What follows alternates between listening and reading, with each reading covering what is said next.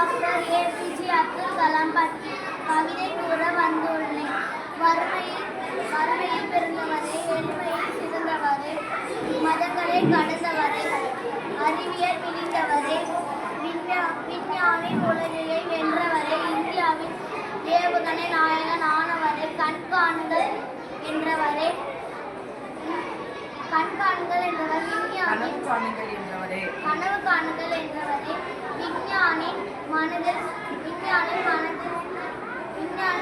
நம்பிக்கையை விதைத்தவரே, மக்கள் ஜனாதிபதி ஆனவரே, நாடின் பெருமையை உயர்த்தியவரே, குரலின் வழி வாழ்விடுமே அக்தே, எங்கள் அப்துல் கலாம் ஐயா அவர்கள் பாதை பணியில் நின்று பாதையில் பயணிடும் ஐயா.